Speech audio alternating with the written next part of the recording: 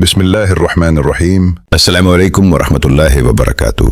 خوش آمدید آپ سب کا اسلامی دنیا میں، جہاں ہم بات کرتے ہیں ان رویوں کی جو ہمارے گھروں کو جنت بھی بنا سکتے ہیں اور جہنم بھی۔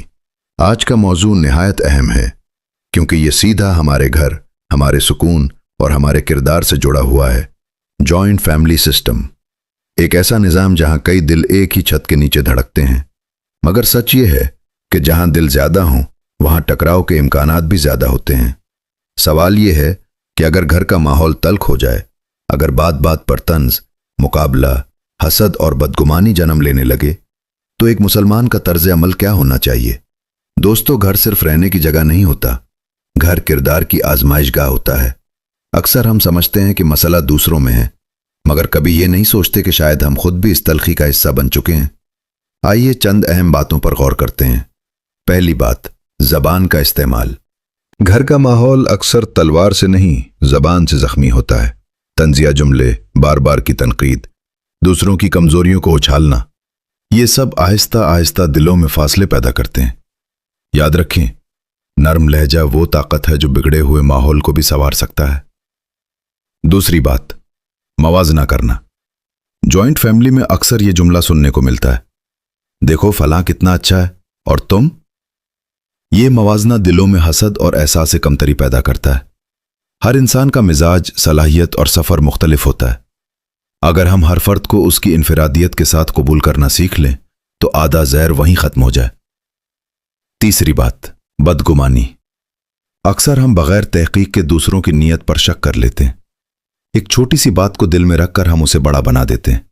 بدگمانی وہ دیمک ہے جو رشتوں کو اندر سے کھوکھلا کر دیتی ہے۔ بہتر یہ ہے کہ وضاحت کر لی جائے، دل صاف رکھا جائے اور ہر بات کو انا کا مسئلہ نہ بنایا جائے۔ چوتھی بات، غصہ۔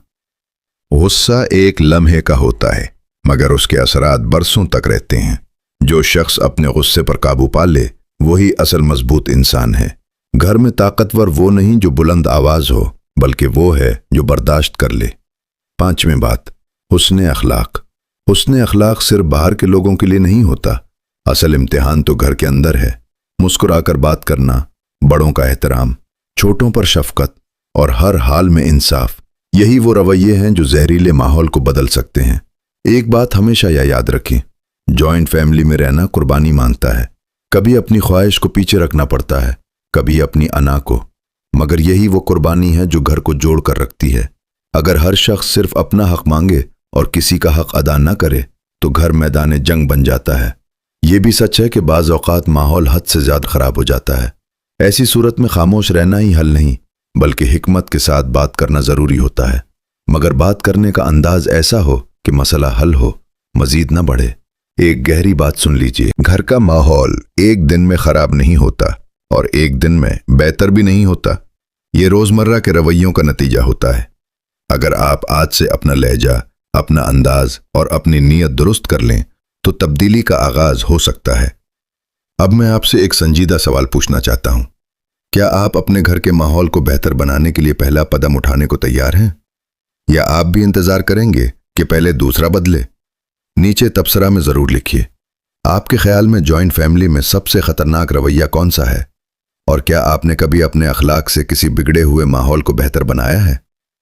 اگر آپ چاہتے ہیں کہ ہم اسی طرح گھریلو زندگی، کردار اور اصلاح کے موضوعات پر کھل کر بات کرتے رہیں تو ابھی اسلامی دنیا کو سبسکرائب کریں، ویڈیو کو پسند کریں اور اسے اپنے گھر والوں کے ساتھ شیئر کریں، کیونکہ شاید آپ کا ایک شیئر کسی ٹوٹتے ہوئے رشتے کو بچا لے۔ اللہ تعالی ہمارے گھروں میں محبت پیدا فرمائے، ہمارے دلوں سے حسد اور کینہ نکال دے، ہمیں صبر اور حسن اخلاق کی دولت عطا کرے اور ہمارے گھروں کو سکون اور رحمت کا گہوارہ بنا دے۔ آمین۔